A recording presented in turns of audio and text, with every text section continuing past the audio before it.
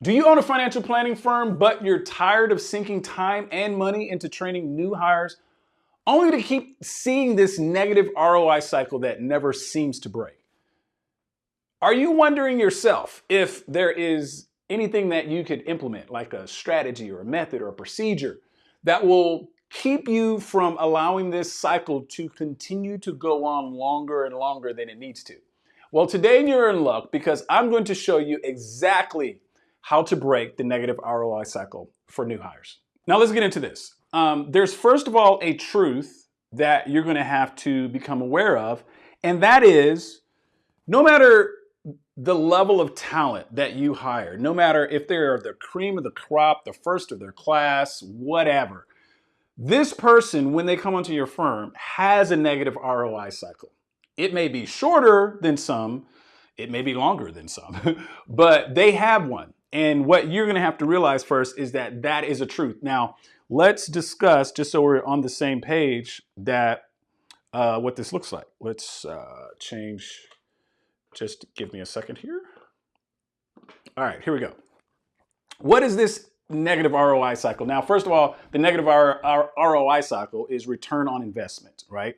So what you're going to be looking at is this S plus B plus T. That is the negative ROI cycle, okay? Now, what are these components? Well, this is pretty self-explanatory. This is salary. There's a wage that you have to pay this person. You can't get away from doing that, right? Then there is going to be the benefits that that person receives, right? We often call this the hidden paycheck. So healthcare, all that kind of stuff. These are kind of some fixed costs that the industry is going to give to you for the most part that you will be likely following. But this last component is time. Now, this is a tricky one, okay?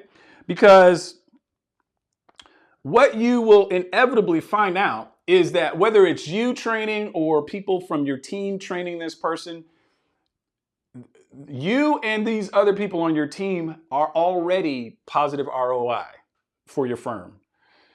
What you're going to be doing is taking those people that are positive ROI away from what they're doing. So they're going to be reduced in productivity and they're going to be training this person that's negative ROI. And that is going to happen until this person gets up to speed, the learning curve is absorbed, blah, blah, blah. Okay.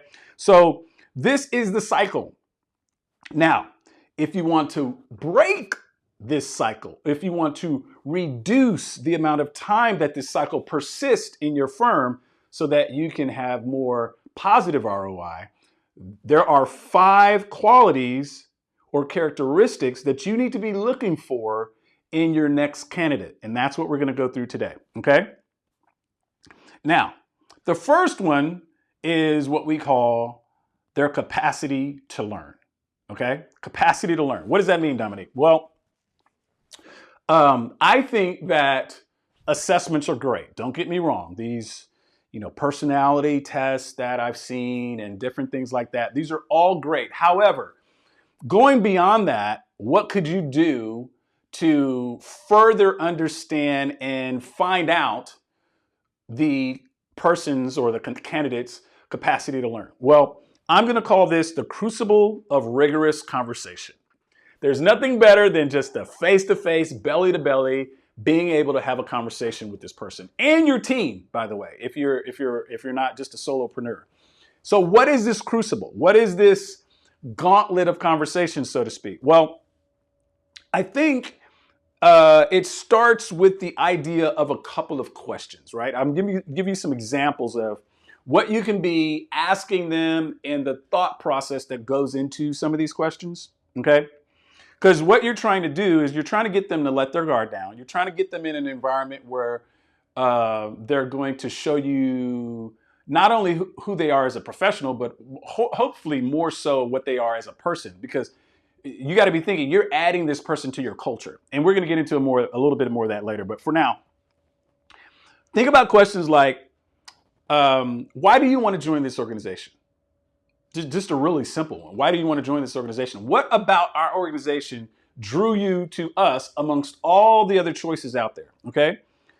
how are they willing and able, those are two things, their willingness and their ability to help your existing team and brand, for that matter, grow and reach its own goals, okay? Because now you're going to start to figure out and determine how much the level of self-awareness they have and selfishness they have, right? Like, are they team player? We're going to get into that a little bit more too. And then what are their short and long-term career goals? So these are a couple of the, if you will, questions that you can ask that are going to lead you down some rabbit trails that hopefully will unveil, like I said, in this crucible of conversation, what their motives are. Now, according to 𝐶𝐸𝐬𝐬, the learning curve is one of the most significant contributors to the negative ROI cycle. That steep curve that is your firm's processes, how you treat clients, your ideal client journey, the systems you use, the processes you use to deliver on the promise that you made to your prospective clients before they became clients. That learning curve contributes to a negative ROI cycle that we talked about earlier. Firms that focus on hiring candidates with strong learning agility can cut their ramp-up time or learning curve by as much as 50%. So I'm not making this stuff up. This is on kitces.com, and a lot of research has been done around this, okay? Now, we will unpack this a little bit more later, but this is not just technical know-how. This is a person's or a candidate's ability to absorb your firm's culture, the way you do things, and fit in like a puzzle piece to moving towards the goal that your firm has, okay? So just so we're clear on what that looks like, capacity to learn, okay? Now, the next quality is high attention to detail. High attention to detail. Now, financial services is no different than any other vertical where mistakes, errors are not tolerated, like not a lot of them, especially when we're talking about people's money, okay? So I think what you have to understand, and this just is what it is, right? We're not necessarily discriminating here. This is the filter by which high attention to detail manifests itself. And that is, if a candidate demands constant supervision, repetitive over the same thing that you've already taught them, it's going to be draining time and cost from the rest of your team, that productivity. The people that you're pulling off that are ROI positive, that are training these people, that breaks team morale. That does a lot of things. So you got to make sure that you're not allowing these people into your organization, okay? And as a leader, I think one of the takeaways is you're going to have to create a definition of what working independently and what working independently looks like for your firm. I think everybody's going to be a little different on this, all right? There's going to be some high attention to detail if you're working with a certain demographic versus another demographic, right? Maybe some client avatars that you work with don't require the level of precision that we're talking about. You might have to dial the slide or slide the slider one way or another. But here's the point. The candidate needs to understand what that definition looks like, and it still needs to ensure that there's going to be some interdependence, teamwork, and collaboration happening when necessary, okay? Now, here's the truth. High attention to detail isn't just about catching errors. It's about cultivating, and this is key, an empowered and autonomous culture. We've talked about this before in previous videos. You want people to feel like they have the liberty to use their creative genius to move forward the goals of the team and culture, and reflect rather the culture of the organization. All right, here's what that looks like. You got to give them freedom to make mistakes inside a constant feedback loop. Okay, so there are 3, let's call them sub-qualities or characteristics that you're going to be looking for underneath the heading of high attention to detail. Okay? These 3 qualities, and you can even form your questions in your interview process around these 3 qualities. Okay? First is independence. Okay? Can they handle tasks independently with a keen eye to detail and require require no micromanagement, right? But require really little supervision after you've already shown them how to do a task. That's independence, okay? Interdependence, right? How do they work and connect with your existing team, okay? How are they the type of persons, and I've talked about Zone of Genius before, great book, The Big Leap by Gay Hendricks. The idea here is let's just draw this out real quick. This is a little impromptu, but I think this will help you. Okay, so in the Zone of Genius, we got 4 quadrants, right? And what we're looking at is our Zone of Genius, our Zone of Excellence, and I'm not gonna go through all these, Zone of Competence and Zone of Incompetence, right? Your goal is to keep your team and yourself above this line. Because by definition, your Zone of Competence is things that other people have as their Zone of Genius or Zone of Excellence. In your Zone of Incompetence, you just don't want to be doing that. You want to outsource everything below this line, okay?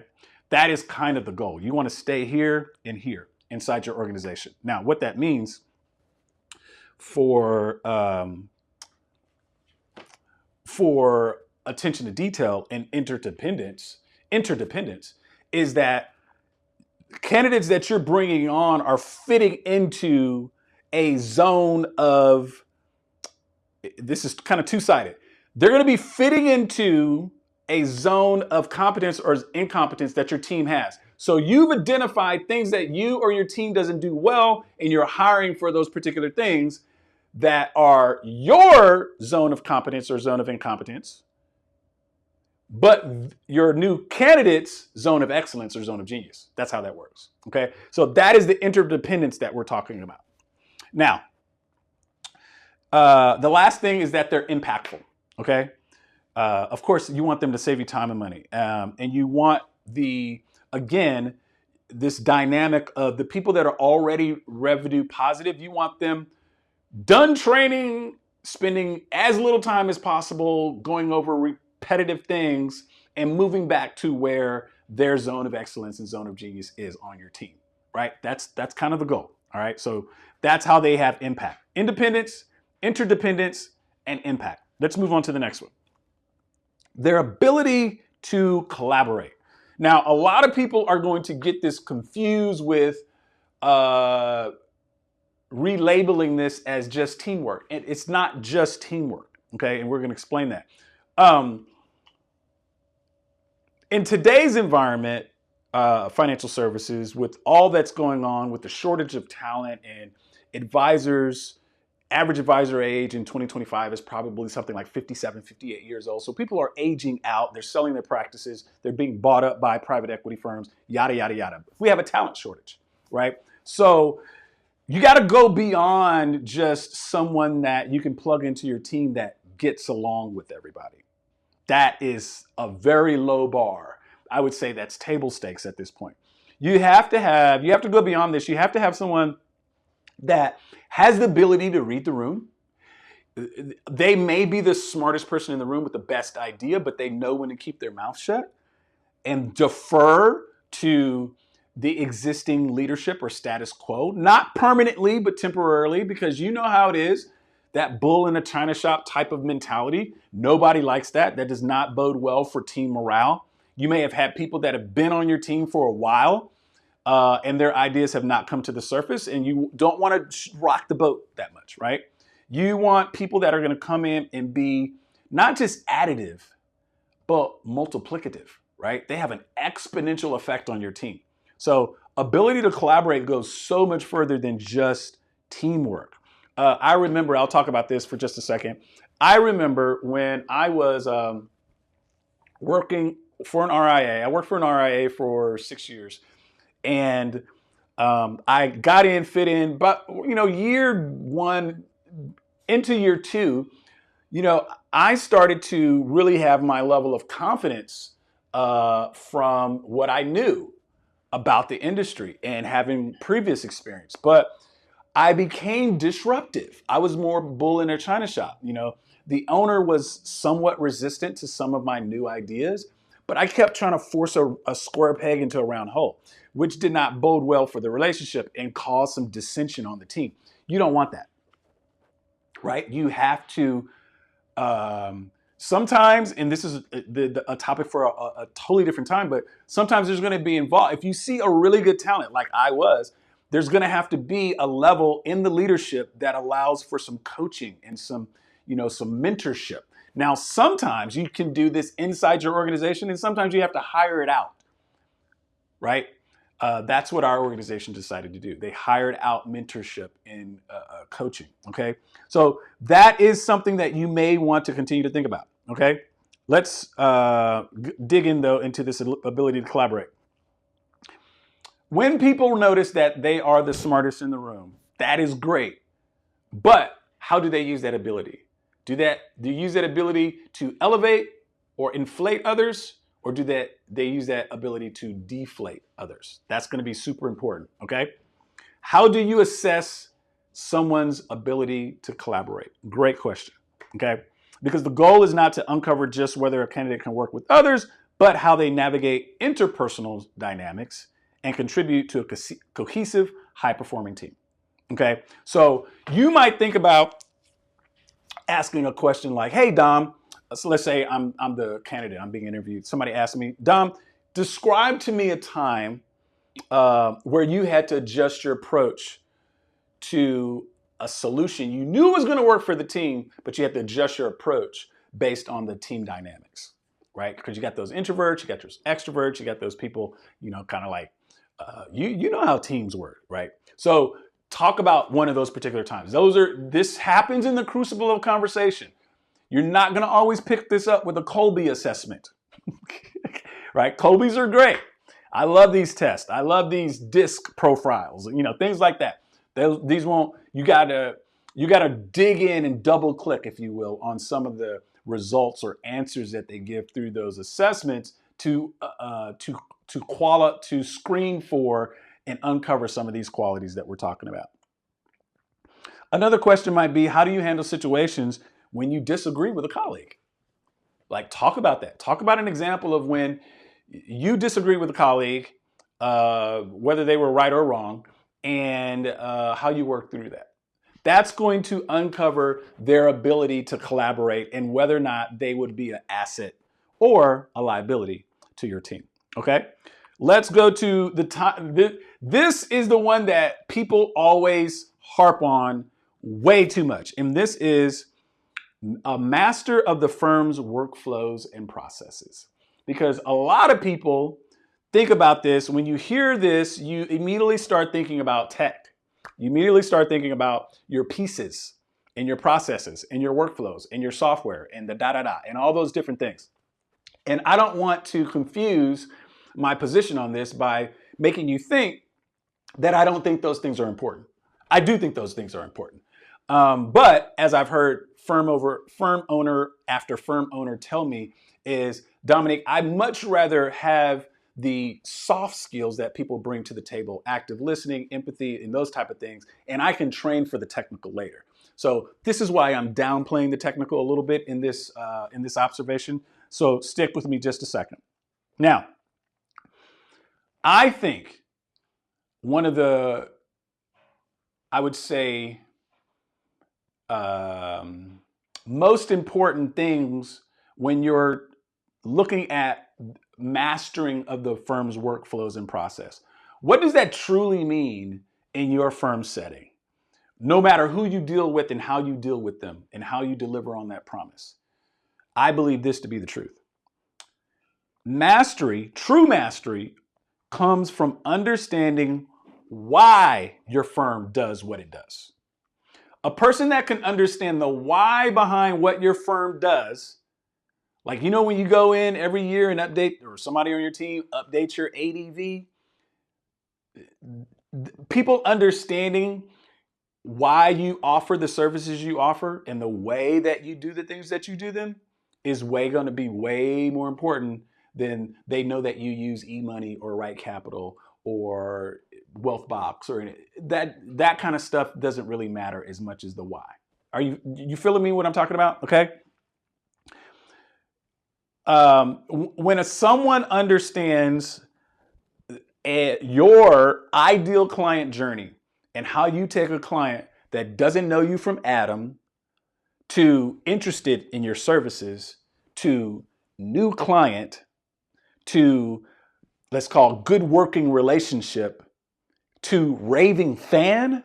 Oh, that's super important. If you can get somebody to understand that part, you have a very valuable asset on your team. And that's what you want to be screening for, okay?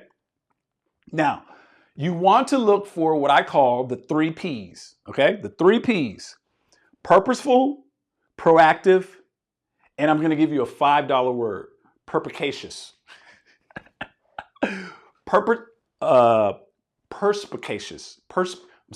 Perspicacious is the $5 word that I can't even say, but I'm going to give you what all 3 of those mean. So, purposeful.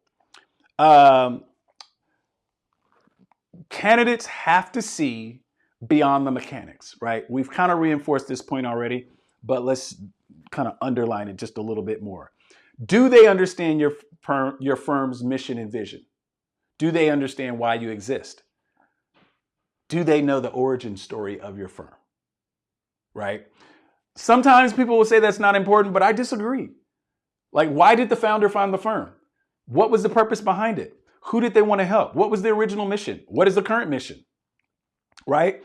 This will help them when people are coming into your firm as new clients, enhance the client experience because they understand, again, the why behind just the what's, okay? And the hows. The why is going to be super important. All right? Proactive. What does that mean? Well, they got to take initiative, right? They got to see, and this is where I think career changers have the most value to add to the financial services industry, because they're seeing, you get somebody coming from education or tech, they see things different in those verticals. And the goal is to get them to come over to financial services and start looking at things through a new perspective and a new lens to start giving new ideas. So that's the initiative part, okay? And then this perspicacious, right? So this is what I've kept on saying here. This is understanding the why behind the what's, right? Yeah, we get the what's. We get we're using eMoney. We get we're using Black Diamond or Morningstar or whatever these different tools that you have out there. But why are we using that? There's many vendors across each solution that you can offer to a client. Why are you using that particular one? Oh, because it's the cheapest. No, not likely. It's another reason behind that. So making sure they have the 3 Ps: purposeful, proactive, and perspicacious, okay? A new word that you can add to your thesaurus for this week. Now, I'm going to tell you something that I don't see a lot of firm owners doing, and this is a golden nugget for you on this idea of helping them to become a master of your firm's workflows and processes. Consider this. Remember when I just showed you, a client that doesn't know you all the way to raving fan? Consider mapping out that process, delineating it, what each step entails, seeing if your candidate could, after you rearrange and scramble those things, see if they can put those things in the right order and understand why each step happens. That would be an excellent exercise for a new candidate that you're trying to get to understand, or you're trying to uncover whether or not they have this capability. Okay? All right, last but not least, pursuit of professional and personal development. Now, this can seem, if you don't watch it, it can turn into something very self-serving. Someone that's trying to get your organization to fund their CFP journey or whatever journey they want to go on. I don't think there's anything wrong with you sponsoring a candidate. You just need to make sure that this is the right investment for you. I say that as a firm owner, having worked with firm owners, having trained career changers and aspiring financial professionals, I totally get it. But at the end of the day, you don't want to be throwing good money after bad.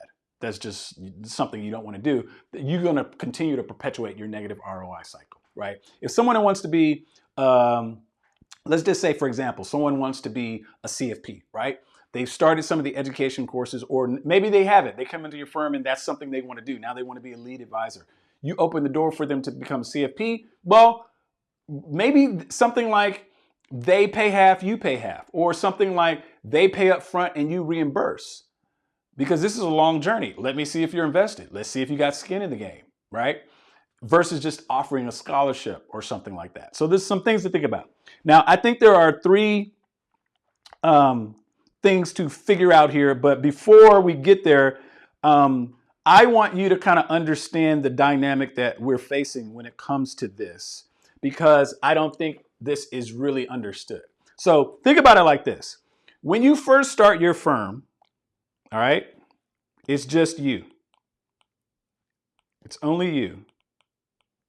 And everything you put into yourself, everything you consume, all these, what we'll call inputs, determine the final product, the UVP, the unique value proposition or output that your clients expect from you, the promise that you're going to deliver on, okay? When it's just you, that's how it works. Well, when you add people to your firm, right? +2, +3, all of their inputs now go into what this output eventually is for your clients. So in order to, you're going to have to be very, very intentional about who you pick and uncovering whether or not they have this quality, because eventually whatever they're putting into themselves is going to show up in their professional life. And that's going to show up in the output that you deliver to clients. Okay. So there are three subcategories under this that I think you need to be looking for. Are they driven? Are they diligent? Are they dynamic? Now let's double click on those really quickly as we bring this in for a landing. Well, diligent or driven.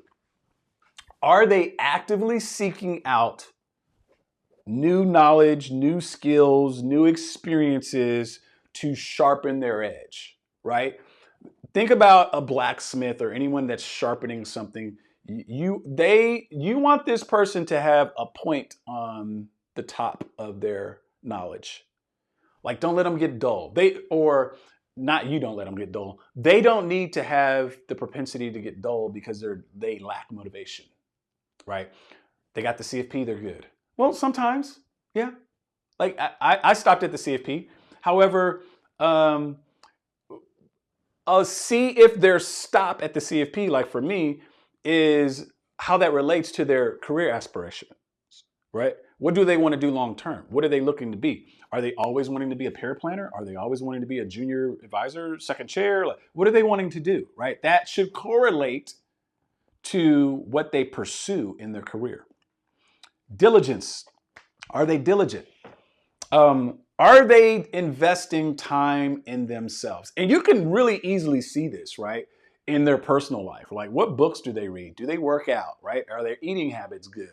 Like, do they spend time with their family in other areas? I remember, I'll just tell this quick anecdote. When I was working for the RIA and we got to the second interview process, or maybe it was in the first interview screen, I can't remember. But the idea was, what happened was, they called me and asked me to come in at a time where I was spending time with my family. And it was like, I could either cancel the time I was going to spend with my family, or I can go in and meet them for the interview. And I told them I'd already planned time to spend with my family, and that's what I was going to do. What's the next available time? I got knowledge of, after I was hired, that really struck a chord with the owner, because he realized what my priorities were, right? So it's little things like that could really make the difference with screening for this pursuit of professional and personal development.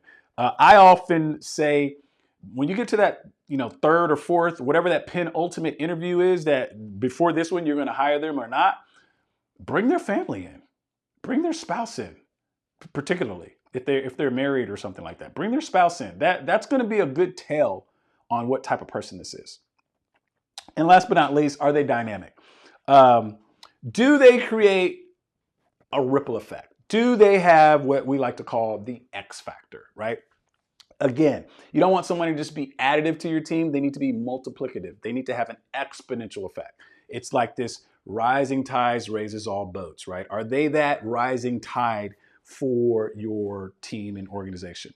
And so I think if you're in a conversation, in the crucible of conversation, you might think about something like